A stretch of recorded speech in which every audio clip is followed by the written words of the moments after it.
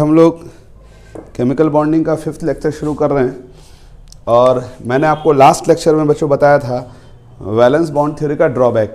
ठीक है बच्चों, जिसमें मैंने 3 ड्रॉबैक बताया था। पहला ड्रॉबैक क्या था बच्चों कि नंबर ऑफ़ अनपेयर्ड इलेक्ट्रॉन्स कम होते हैं, जैसे कार्बन में बताया था, लेकिन बॉन्ड ज़्यादा क्यों बना लेता है? क्योंकि वैलेंस बॉन्ड थ्योरी ने क्या कहा था बच्चों कि जितने अनपेयर्ड इलेक्ट्रॉन होंगे वो बॉन्ड बनाने में पार्टिसिपेट करेंगे, ओवरलैप करने में पार्टिसिपेट करेंगे और बॉन्ड बनाएंगे। तो उस लिहाज से हमने देखा था कि कार्बन के पास 2 अनपेयर्ड इलेक्ट्रॉन है तो कार्बन को 2 बॉन्ड बनाना चाहिए, लेकिन कार्बन कितना बॉन्ड बनाता है बच्चों? 4 बॉन्ड बनाता है। ठीक है, उसी तरह से दूसरी खराबी क्या थी, दूसरा डिफेक्ट क्या था बच्चों कि मॉलिक्यूल्स का मैग्नेटिक बिहेवियर गलत प्रेडिक्ट किया हुआ था। जैसे ऑक्सीजन का डायमैग्नेटिक उन्होंने प्रेडिक्ट किया था वीबीटी ने, लेकिन O2 क्या था बच्चों? पैरामैग्नेटिक। तीसरी खराबी क्या थी बच्चों कि फ्रैक्शनल बॉन्ड ऑर्डर को एक्सप्लेन नहीं किया था बच्चों। अब हम लोग बच्चों पहली खराबी पे आते हैं। जो पहली खराबी थी कि कार्बन अनपेयर्ड इलेक्ट्रॉन 2 रख रहा है लेकिन 4 बॉन्ड कैसे बना रहा है, तो इसका जवाब जो है बच्चों आगे जा करके दिया गया एक्साइटेशन कॉन्सेप्ट से। तो अब हम देखेंगे एक्साइटेशन कॉन्सेप्ट क्या होता है बच्चों। एक्साइटेशन कॉन्सेप्ट ये कहता है बच्चों कि जैसे मान लो कार्बन है 1s2 2s2 2p2। ठीक है बच्चों, अब इसका अगर वैलेंस ऑर्बिट को चेक करें बच्चों तो इसमें 2 अनपेयर्ड इलेक्ट्रॉन है। ठीक है, दिख रहा होगा आप लोग को, और इसको कार्बन को तो 2 ही बॉन्ड बनाना चाहिए, लेकिन कार्बन 4 बॉन्ड बनाता है। तो इसका जवाब बच्चों एक्साइटेशन कॉन्सेप्ट ने दिया। उसने ये कहा कि इलेक्ट्रॉन जो है ये 2s वाला जो पेयर्ड इलेक्ट्रॉन है वो 2p में जंप कर जाता है। ठीक है, तो इसको हम लोग कहते हैं ग्राउंड स्टेट, और जब ये इलेक्ट्रॉन ग्राउंड स्टेट से एक्साइटेड स्टेट में जा रहा है, यानी जो 2s का इलेक्ट्रॉन है वो जंप करके कहाँ चला जाएगा बच्चों? 2p, ये px है, ये py है, और ये क्या बच्चों? pz है। तो ये इलेक्ट्रॉन जंप करके 2pz में आ जाएगा। ठीक है, तो अब देखो 4 अनपेयर्ड इलेक्ट्रॉन हो गए। लेकिन आप एक सवाल हमसे पूछ सकते हैं कि सर इलेक्ट्रॉन जंप क्यों कर गया? हैं, और जंप तो फ्री में तो नहीं कर सकता भाई, इलेक्ट्रॉन को एक्साइट करने के लिए तो एनर्जी चाहिए, क्योंकि ये 2s 2p में एनर्जी का डिफरेंस तो होगा ना। भले वो एक ही ऑर्बिट की ऑर्बिटल्स हैं, लेकिन सब ऑर्बिट्स के बीच भी तो गैप होता है ना एनर्जी का।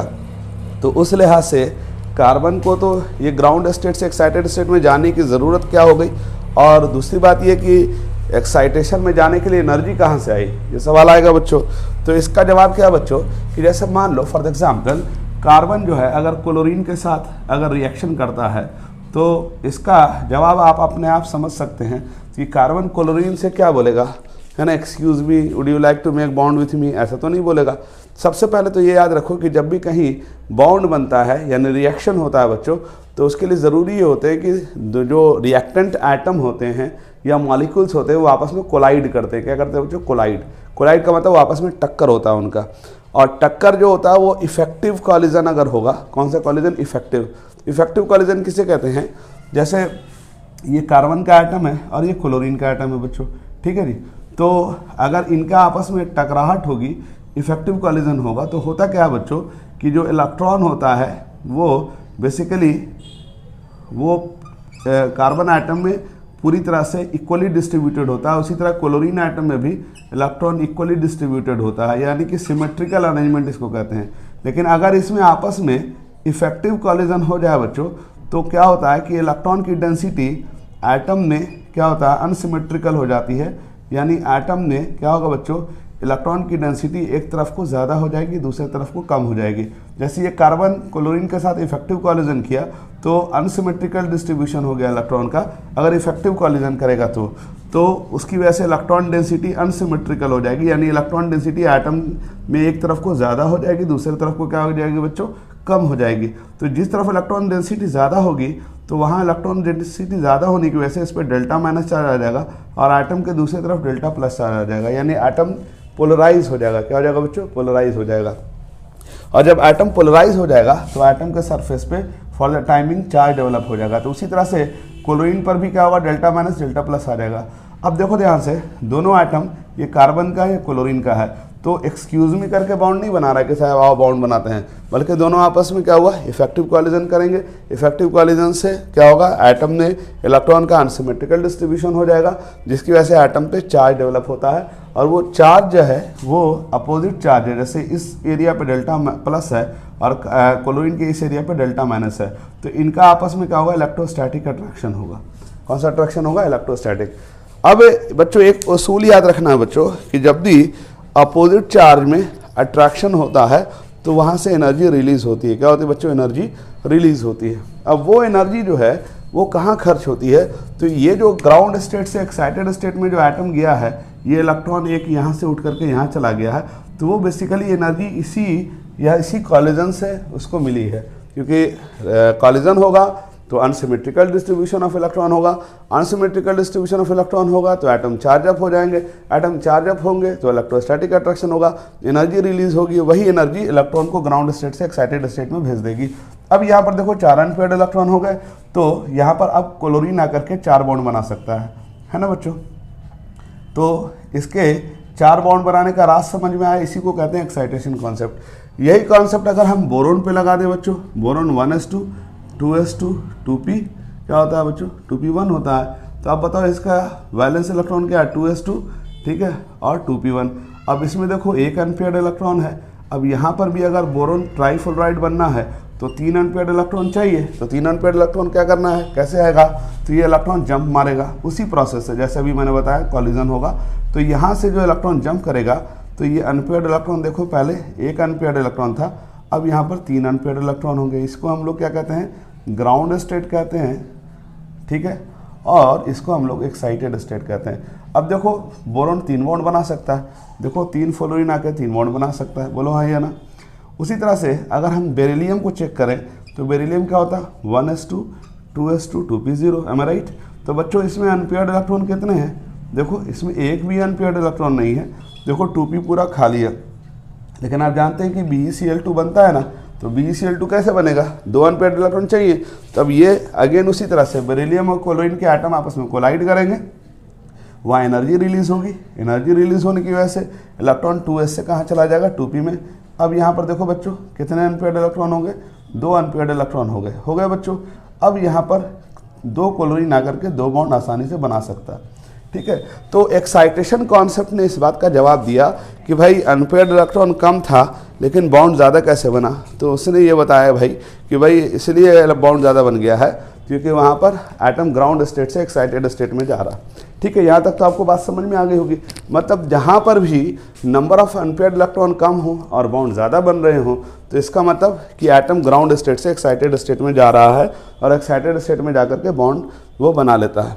लेकिन बच्चों बात यहाँ पर ख़त्म नहीं हुई, यहाँ तक तो मामला समझ में आ गया कि कार्बन 4 बॉन्ड कैसे बना रहा है, 2 अनपेयर्ड इलेक्ट्रॉन से 4 अनपेयर्ड इलेक्ट्रॉन कैसे होगा। अब यहाँ पर जब मामला आके पहुँचा तो फिर एक और सवाल आ गया। वो क्या सवाल था, ज़रा बात को समझना ध्यान से। ये सारी बातें आप समझने की कोशिश करोगे तो 2 मिनट में समझ में आ जाएगा, ठीक है। और स्कूल में जब आप लेक्चर देख रहे होंगे या व्यू कर रहे होंगे तो बहुत सारी बातें स्कूल में टीचर्स नहीं बताते हैं, तो इसलिए ज़रा बात को समझना।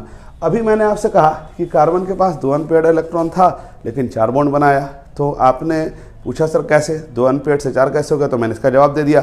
एटम ग्राउंड स्टेट से एक्साइटेड स्टेट में गया, एक्साइटेड स्टेट में इलेक्ट्रॉन का नंबर्स बढ़ गया अनपेयर्ड इलेक्ट्रॉन, और ये एक्साइटेशन के लिए एनर्जी कहाँ से आई, तो वह एटम के कोलिजन से आई, अनसिमेट्रिकल डिस्ट्रीब्यूशन हो गया, जिसकी वजह से एनर्जी जो रिलीज होती है that energy is responsible for the movement of electron from 2s electron to 2s sub orbit to 2p सब ऑर्बिट, राइट। लेकिन बच्चों यहाँ पर एक प्रॉब्लम ये आ गई कि जब कार्बन 4 क्लोरीन के साथ 4 बॉन्ड बनाएगा तो अब ज़रा बताओ, यहाँ पर हमने देखा था कि कार्बन का ग्राउंड स्टेट में, ठीक है, एक्साइटेड स्टेट में बच्चों 4 अनपेयर्ड इलेक्ट्रॉन था, ये 2s है और ये 2p है, ये px है, ये py है और ये pz है। अब बताओ ये चारों ऑर्बिटल्स की एनर्जी सेम होगी डिफरेंट होगी, डेफिनेटली डिफरेंट होगी, क्योंकि चारों ऑर्बिटल्स का है ना क्या है ना नाम अलग है, अलग अलग है, 2px है, 2py है, 2pz है, ये 2s है। तो चारों ऑर्बिटल की एनर्जी क्या होगी, डिफरेंट होगी, एक्जैक्टली सेम नहीं होती, ऑर्बिटल की एनर्जी में भी डिफरेंस होता है। लेकिन जब 4 बॉन्ड कार्बन ने बनाया तो क्या देखा गया, आप एक्सपेरिमेंटल ऑब्जर्वेशन क्या था कि चारों बॉन्ड की जो एनर्जी है, तो ध्यान से देखना, चारों बॉन्ड की एनर्जी सेम है। जरा बात को समझना क्या बोल रहा हूँ, जब 4 अनपेयर्ड इलेक्ट्रॉन हो गया तो 4 बॉन्ड बन जाएगा, लेकिन चारों ऑर्बिटल्स तो अलग अलग हैं, तो चारों बॉन्ड को तो क्या होना चाहिए, अलग अलग एनर्जी वाला होना चाहिए, क्योंकि ऑर्बिटल्स में भी एनर्जी का गैप होता है। लेकिन एक्सपेरिमेंटली ऑब्जर्व क्या किया गया बच्चों कि चारों बॉन्ड की एनर्जी एग्जैक्टली सेम है। ठीक, तो अब चारों बॉन्ड की एनर्जी कैसे सेम हो सकती है अगर से ऑर्बिटल की एनर्जी डिफरेंट हो। ठीक, ये सवाल आ जाएगा। तो वैलेंस बॉन्ड थ्योरी ने इस बात का तो जवाब दे दिया कि भाई अनपेयर्ड इलेक्ट्रॉन उसने बढ़ाया कैसे, यहाँ तक तो वो बच गया। लेकिन उसके बाद फिर जो अगला सवाल जनरेट हुआ वहाँ पर वैलेंस बॉन्ड थ्योरी पूरी तरह फ्लॉप कर गई। उसने इस बात का जवाब नहीं दिया कि 4 अनपेयर्ड इलेक्ट्रॉन हो गए हैं, ग्राउंड स्टेट से एक्साइटेड में चला गया है कार्बन एटम और 4 बॉन्ड बना लिया है, लेकिन 4 बॉन्ड जो बना है चारों बॉन्ड की एनर्जी कैसे आ गई, मतलब सेम कैसे हो गए। इस बात का जवाब वैलेंस बॉन्ड थ्योरी नहीं दे पा रहा था, और इसका जवाब फिर किसने दिया बच्चों, हाइब्रिडाइजेशन ने दिया। किसने दिया बच्चों, हाइब्रिडाइजेशन। ठीक है बच्चों, तो ये हाइब्रिडाइजेशन क्या है, ये एक हाइपोथेटिकल कॉन्सेप्ट है। कौन सा कॉन्सेप्ट है बच्चों, हाइपोथेटिकल कॉन्सेप्ट है। जरा बात को समझिएगा, ये जो हाइपोथेटिकल कॉन्सेप्ट क्यों कह रहे हैं अभी हम आपको समझाएंगे। फिलहाल तो आप समझ लीजिए कि प्रॉब्लम क्या था, 4 अनपेयर्ड इलेक्ट्रॉन हो गया कार्बन में, ग्राउंड स्टेट से एक्साइटेड स्टेट में एटम चला गया, 4 अनपेयर्ड इलेक्ट्रॉन है, 4 बॉन्ड बन जाना चाहिए, लेकिन चारों बॉन्ड की एनर्जी क्या होनी चाहिए बच्चों, डिफरेंट होनी चाहिए। लेकिन एक्सपेरिमेंटल ऑब्जर्वेशन क्या कहता है, चारों बॉन्ड की एनर्जी सेम है। तो चारों बॉन्ड की एनर्जी कैसे सेम हो गई अगर कि ऑर्बिटल की एनर्जी सेम है। जैसे ये वही बात है फॉर एग्जांपल कि अगर मान लो कि अगर हम किसी बंदे को 4 कलर का पेंट दें, एक लाल पेंट दें, एक हरा पेंट दें, एक ब्लू दें, एक ग्रीन दें। मान लो किसी की शादी है फॉर एग्जांपल से समझते हैं। अब मैंने उससे कहा कि भाई हम लोग जो है सारे क्लास के बच्चे गिफ्ट दे रहे हैं उसको कि भाई फलाने साहब की शादी है, उनको जो है ना घर जो है सुंदर बनाना है अपना।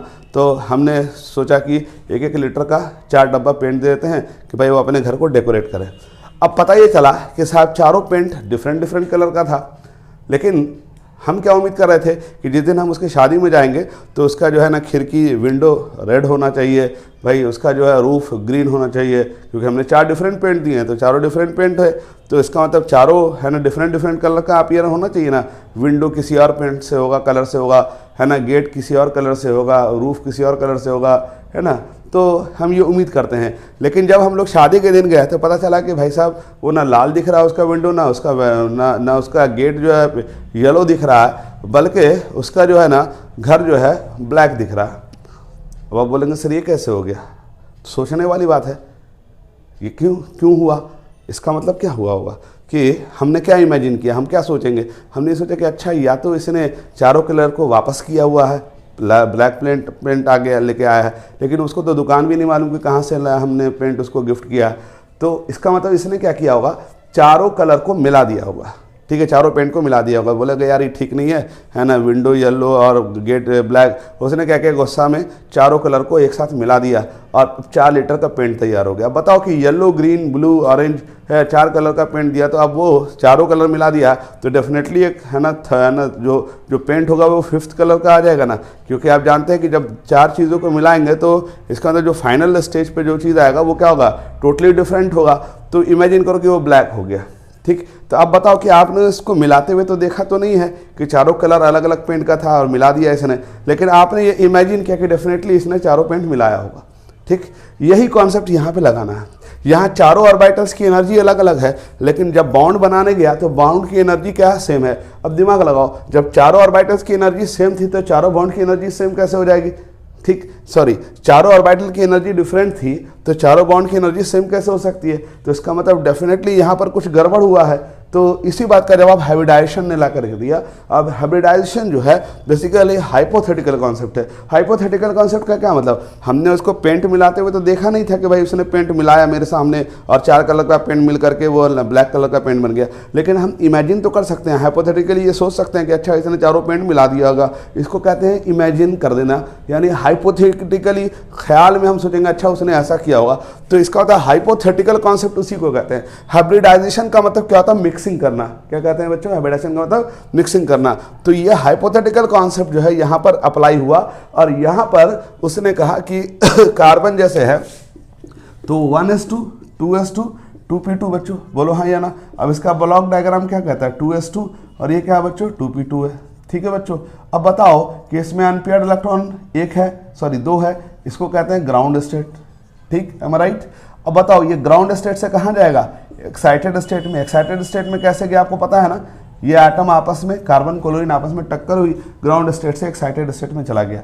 लेकिन यहाँ से जब 4 बॉन्ड वो बना लेगा तो चारों ऑर्बिटल की एनर्जी डिफरेंट थी, तो 4 बॉन्ड की एनर्जी, चारों बॉन्ड की एनर्जी भी डिफरेंट होनी चाहिए। लेकिन प्रॉब्लम कहाँ आ गया कि चारों बॉन्ड की एनर्जी सेम कैसे है। तो इस बात का जवाब वीबीटी नहीं दे रहा था, तो उसने फिर हाइब्रिडाइजेशन ने इस बात का जवाब दिया। उसने कहा कि एटम ग्राउंड स्टेट से एक्साइटेड में जाएगा, एक्साइटेड में जाने के बाद बॉन्ड नहीं बनाएगा, बल्कि ये आपस में मिक्स करेगा। क्या करेगा बच्चों, ये चारों ऑर्बिटल्स आपस में मिक्स करेगा, और मिक्स करने के बाद ये जो ऑर्बिटल्स बनेगा, ये क्या है, 2s है और ये 2p है। तो 2s का एक ऑर्बिटल और 2p का 3 ऑर्बिटल, 4 ऑर्बिटल आपस में मिक्स किया। तो अब ये ऑर्बिटल्स क्या होंगे, ना s रहेंगे ना वो p रहेंगे, बल्कि इनका सबका नाम हो जाएगा sp3 sp3 sp3 sp3। अब बताओ कि चारों ऑर्बिटल्स को आपस में मिक्स कर दिया हाइपोथेटिकली मिक्स करने का मतलब आपने मिक्सिंग देखा नहीं है कभी। लेकिन हमारा पास प्रॉब्लम क्या है कि चारों बॉन्ड की एनर्जी सेम कैसे हो सकती है, चारों बॉन्ड की एनर्जी एक ही हालत में सेम हो जब चारों ऑर्बिटल की एनर्जी सेम हो, और चारों ऑर्बिटल की एनर्जी सेम कैसे हो गई। तो इसी बात का हाइब्रिडाइजेशन ने जवाब दिया कि एटम ग्राउंड स्टेट से एक्साइटेड में जाएगा, एक्साइटेड से सीधे बॉन्ड नहीं बनाएगा, बल्कि पहले आपस में मिक्स करेगा, और जब ये आपस में मिक्सिंग हो जाएगी ऑर्बिटल्स की, तो चारों ऑर्बिटल्स आपस में मिक्स करके 4 नए ऑर्बिटल्स बनेंगे, वो होंगे हाइब्रिडाइज्ड ऑर्बिटल, जिसको हम लोग कहते हैं हाइब्रिड ऑर्बिटल। अब चारों ऑर्बिटल की एनर्जी सेम हो गई, जैसे डिफरेंट कलर मिलाया तो चारों कलर का अलग अलग कलर था, लेकिन जब हमने चारों को मिला दिया तो अब वो क्या हो गया, जो नया कलर बना वो क्या होगा, चारों कलर से डिफरेंट होगा, और वो कांस्टेंट कलर होगा, कोई एक कलर होगा, ब्लैक हो जाए या ब्राउन हो जाए। तो इसका मतलब आपने क्या किया, इसको मिक्स किया है ना, तो इसका मतलब जो इसी को कहते हैं हाइब्रिडाइजेशन, मतलब मिक्सिंग कर दिया, और मिक्सिंग से जो रिजल्ट आया बच्चों, वो जो पेंट जो बना वो क्या कहलाएगा बच्चों, हाइब्रिड कलर कहलाएगा। अब उसी पेंट से विंडो भी रंगेंगे, उसी पेंट से जो है ना रूफ भी रंगेंगे, उसी पेंट से गेट भी रंगेंगे, तो सब एक ही तरह का है ना पेंट होगा, एक ही तरह का कलर नजर आएगा। तो यही कॉन्सेप्ट यहाँ पर भी लगाया गया कि भाई एटम ग्राउंड स्टेट से एक्साइटेड में गया, एक्साइटेड से बॉन्ड नहीं बनाया, पहले आपस में मिक्स किया, मिक्सिंग करने से ऑर्बिटल्स की एनर्जी सेम हो गई। इस है ना ऑर्बिटल्स जो होंगे ना वो s कहलाएंगे ना p कहलाएंगे, ये कहलाएंगे sp3 sp3 sp3। अब इसको sp3 क्यों बोला, क्योंकि एक s भाग ले रहा है और 3 p ऑर्बिटल भाग ले रहा है, इसका मतलब 4 एटॉमिक ऑर्बिटल भाग ले रहे हैं, तो 4 हाइब्रिड ऑर्बिटल बन जाएगा। अब ये 4 हाइब्रिड ऑर्बिटल जो बनेगा बच्चों, इन चारों हाइब्रिड ऑर्बिटल की एनर्जी क्या होगी बच्चों, सेम। अब वो 4 बॉन्ड जो बनाएगा, चारों बॉन्ड की एनर्जी सेम हो जाएगी, ठीक है। तो यहीं से हाइब्रिडाइजेशन का कॉन्सेप्ट आया बच्चों। तो अब हम लोग आगे देखते हैं कि हाइब्रिडाइजेशन क्या होता है, उसका डेफिनेशन हम लोग देखेंगे। तो बच्चों बात समझ में आ गई कि वैलेंस बॉन्ड थ्योरी ने इस बात का जवाब दे दिया कि एटम ग्राउंड स्टेट से एक्साइटेड में गया है, इसलिए अनपेड इलेक्ट्रॉन बढ़ गया है। लेकिन प्रॉब्लम फिर कहाँ फंस गई कि जब एटम ग्राउंड स्टेट से एक्साइटेड में गया तो 4 बॉन्ड बना लिया है, लेकिन चारों बॉन्ड की एनर्जी सेम क्यों हो रही है, अगरचे ऑर्बिटल्स की एनर्जी क्या है बच्चों, डिफरेंट है। तो इस बात का जवाब किसने बच्चों दिया ला करके, हाइब्रिडाइजेशन के कॉन्सेप्ट ने। और उसने कहा एटम ग्राउंड स्टेट से कहाँ जाएगा, एक्साइटेड स्टेट में जाएगा, एक्साइटेड के बाद वो सीधे बॉन्ड नहीं बनाएगा बल्कि आपस में मिक्स करेगा, और मिक्सिंग फेनोमेना को कहते हैं हाइब्रिडाइजेशन। और याद रखो ऑर्बिटल को किसी ने मिक्स होते हुए नहीं देखा है, बल्कि यह हाइपोथेटिकली इमेजिन हुआ है कि ऐसा हुआ होगा कि ऑर्बिटल मिक्स कर गया होगा। और क्योंकि ये थ्योरेटिकल कॉन्सेप्ट है, थ्योरेटिकल फलसफा है, जिसको हम लोग बोलते हैं फिलॉसफी। जैसे आपने 4 कलर को पेंट को मिलाते हुए तो नहीं देखा उसको, लेकिन आपने ये इमेजिन किया ना कि इसने है ना पक्का है ना पेंट्स मिला दिया होगा। तो यही कॉन्सेप्ट यहाँ पर भी लगा रहे हैं कि ऑर्बिटल्स की एनर्जी डेफिनेटली सेम आ रही होगी, तभी चारों बॉन्ड की एनर्जी सेम है। और ऑर्बिटल्स की एनर्जी सेम कैसे आएगी, तो हाइब्रिडाइजेशन ने कहा कि भैया ऑर्बिटल्स आपस में मिक्सिंग कर लेता है, और मिक्स करके हाइब्रिड ऑर्बिटल बनता है, और ये हाइब्रिड ऑर्बिटल जो होंगे उनकी एनर्जी क्या होगी, तो है ना सबकी सेम हो जाएगी। तो अब हम लोग देखते हैं हाइब्रिडाइजेशन क्या होता है, ठीक है बच्चों।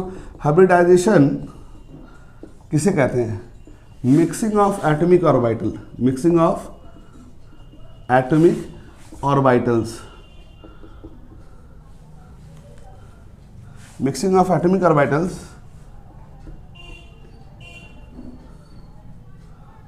produce equal number of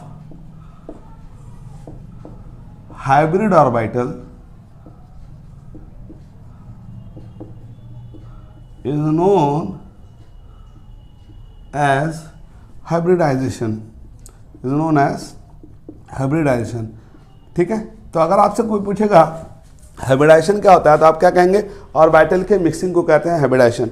ठीक है, और जो ऑर्बिटल्स बनेगा उसको क्या कहते हैं बच्चों, हाइब्रिड ऑर्बिटल। अब एक असूल याद रखो कि जितना एटॉमिक ऑर्बिटल पार्टिसिपेट करेगा हाइब्रिडाइजेशन में उतना ही हाइब्रिड ऑर्बिटल बनेगा। जैसे मान लो अगर हम कहें sp3 हाइब्रिडाइजेशन, इसका मतलब एक s और 3p भाग ले रहा है, तो चार एटॉमिक ऑर्बिटल भाग ले रहा है, एक s भाग ले रहा है, 3p भाग ले रहा है, इसलिए उसका जो 4 हाइब्रिड ऑर्बिटल बनेगा sp3 sp3 sp3, इसका चारों का नाम होगा। अगर मैं कहूँ sp2 तो इसका मतलब एक s और 2p भाग ले रहा है, इसका मतलब 3 एटॉमिक ऑर्बिटल भाग लेना, तो 3 हाइब्रिड ऑर्बिटल बनेगा sp2 sp2 sp2। अगर मैं कहूँ sp हाइब्रिडाइजेशन है तो इसका मतलब एक s और क्या बोलते हैं कि एक p भाग ले रहा है, तो इसका मतलब कि वहाँ 2 हाइब्रिड ऑर्बिटल बनेगा sp और sp।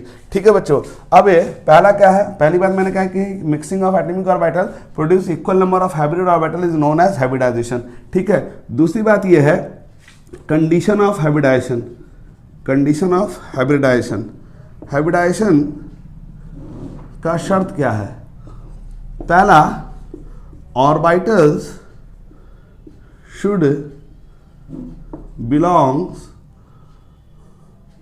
from same atom, एक ही एटम के ऑर्बिटल्स होने चाहिए। ऐसा नहीं कि साथ एक एटम का s और दूसरे एटम का p मिक्सिंग नहीं होता, हमेशा एक ही एटम के ऑर्बिटल्स भाग लेंगे। दूसरी बात, orbitals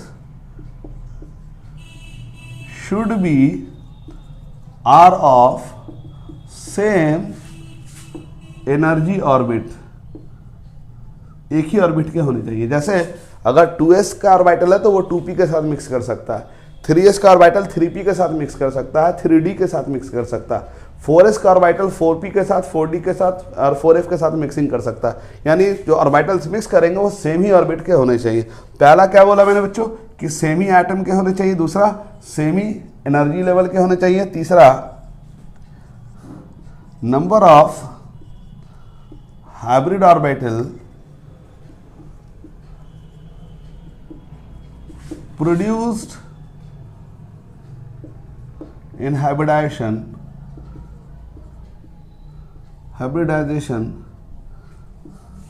will be equal to total number of atomic orbitals take part in hybridization,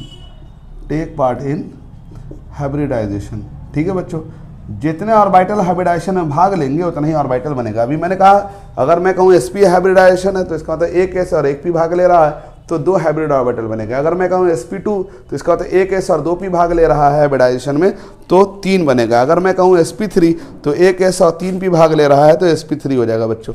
ठीक है, बात समझ में आ रही है। चौथी बात, हाइब्रिड ऑर्बिटल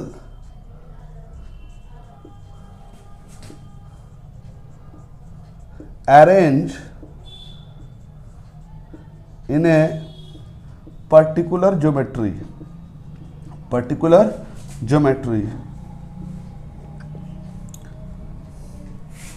to minimize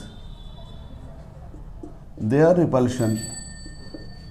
यानी ये जो हाइब्रिड ऑर्बिटल बनेंगे बच्चों वो आपस में रिपल्शन करेंगे। अब बोलेंगे सर क्यों रिपल्शन करेंगे, क्योंकि हाइब्रिड ऑर्बिटल में इलेक्ट्रॉन है ना भाई, तो इलेक्ट्रॉन आपस में रिपल्शन करेगा। तो रिपल्शन को कम करने के लिए एक पर्टिकुलर ज्योमेट्री में सेटअप कर जाते हैं वो, मतलब कि वो अपने आप को एक खास डिस्टेंस पर मेंटेन करते हैं। उससे ज़्यादा करीब वो अपने आप को नहीं रखते, क्योंकि ज़्यादा करीब होगा तो रिपल्शन होगा। तो ये 4 इंपॉर्टेंट बात है। पहला हाइब्रिडाइजेशन क्या होता है बच्चों, ऑर्बिटल के मिक्सिंग को हाइब्रिडाइजेशन कहते हैं और उसमें equal number of hybrid orbital बनता है। दूसरी बात क्या है, हाइब्रिडाइजेशन बना होने का शर्त क्या है, तो ऑर्बिटल्स क्या होने चाहिए, should be belong from same atom, एक ही एटम के होने चाहिए ऑर्बिटल्स। दूसरा, ऑर्बिटल्स शुड बिलोंग फ्रॉम क्या, सेम एनर्जी लेवल, यानी एक ही ऑर्बिट के होने चाहिए। यानी 2s की मिक्सिंग 2p से, 3s की मिक्सिंग 3p 3d से हो सकती है। तीसरी बात क्या बताया मैंने कि नंबर ऑफ हाइब्रिड ऑर्बिटल जो प्रोड्यूस होगा वो क्या होगा, वो जो बनेगा वो total number of atomic orbital take part hybridization में होगा। यानी जितने ऑर्बिटल हाइब्रिडाइजेशन में भाग ले रहे होंगे उतना ही हाइब्रिड ऑर्बिटल बन जाएगा बच्चों। और लास्ट बात मैंने क्या बताई, जो हाइब्रिड ऑर्बिटल होंगे बच्चों एक पर्टिकुलर ज्योमेट्री में अरेंज होंगे जिसकी वजह से इनके बीच मैक्सिमम दूरी होगी और जिसकी वजह से रिपल्शन मिनिमम हो जाएगा। जैसे मान लो क्लासरूम में अगर 2 बच्चे हैं और 2 बच्चों को आपस में है ना साथ बैठाते हैं फॉर द एग्जाम्पल, तो दोनों आपस में एक दूसरे से मान लो कि झगड़ा करते हैं, तो क्या करेंगे भाई, हम उनको ऐसे बैठा लेंगे कि भाई ग्रेटर दूरी हो जाए। क्यों बोलेंगे, क्यों ग्रेटर दूरी करेंगे, क्योंकि हमें पता है कि ग्रेटर दूरी होगी तो लोअर झगड़ा होगा, क्योंकि नज़दीक बैठेगा तो झगड़ा हो जाएगा। उसी तरह क्लासरूम में अगर 3 है ना आदमी है, उसको हमको बैठाना है मैक्सिमम दूरी पे, क्योंकि नज़दीक बैठेंगे तो झगड़ा करेंगे, तो मैक्सिमम दूरी पे हम उनको बैठाल देंगे। ठीक है, तो अब हम वही देखने जा रहे हैं कि हम कितना कितना एंगल पे ऑर्बिटल्स को रखते हैं। तो सबसे पहले देखेंगे, हम देखेंगे sp हाइब्रिडाइजेशन। तो एक s और एक p भाग ले रहा है, तो इसका मतलब इसमें कितने हाइब्रिड ऑर्बिटल बनेंगे बच्चों, 2, क्योंकि एक s और एक p भाग ले रहा। तो इनका जो एंगल होगा 180 डिग्री होगा। ठीक, क्यों होगा, क्योंकि 2 ऑर्बिटल्स हैं। जैसे क्लासरूम में 2 बच्चे हैं, उनको मैक्सिमम दूरी कितना बैठाल सकते हैं, 180 पे तो बैठाल सकते हैं ना, तो 180 डिग्री होगा। और ये कैसे हो जाएंगे, लीनियर ज्योमेट्री के हो जाएंगे। कैसे हो जाएंगे, इनकी ज्योमेट्री क्या हो जाएगी बच्चों, लीनियर होगी। ठीक है बच्चों, इसका एग्जाम्पल BeCl2 है। जैसे मैं इसका डायग्राम बना के दिखाऊं तो ये एक्चुअली में इस तरह से बैठते हैं, क्योंकि 180 डिग्री पे सेट होंगे तो मैक्सिमम दूरी होगी। ठीक है, अब इसको है ना ऑर्बिटल के डायग्राम से दिखाएंगे। तो एक s और एक p पार्टिसिपेट कर रहा है हाइब्रिडाइजेशन में, तो एक s एक p भाग ले गया, तो क्या बनेगा बच्चों, 2 हाइब्रिड ऑर्बिटल बनेगा। अब 2 हाइब्रिड ऑर्बिटल बनेगा, उसको ऐसे दिखाते हैं। ठीक है बच्चों, ये डायग्राम प्रेजेंटेशन है, ये s है और ये p है, और ये मिक्सिंग हो गया तो इस तरह से, यानी p के बीच s का क्या हो गया, मिक्सिंग हो गया, तो sp और sp बन गया। ठीक है बच्चों, और अगर हम बेरिलियम का डायग्राम दिखाएंगे तो ऐसे दिखाएंगे, ये ऐसे, और ये क्लोरीन है, तो इसका मतलब कि क्या होगा, इसके साथ मिक्सिंग हो जाएगा, यानी इस तरह से ये बॉन्ड बना लेंगे बच्चों। ठीक है, और यहाँ दोनों तरफ से एक एक इलेक्ट्रॉन आ जाएगा। उसी तरह से अगर मैं कहूँ sp2, तो इसका मतलब कितने एटॉमिक ऑर्बिटल भाग ले रहे हैं बच्चों, 3, एक s और 2 p।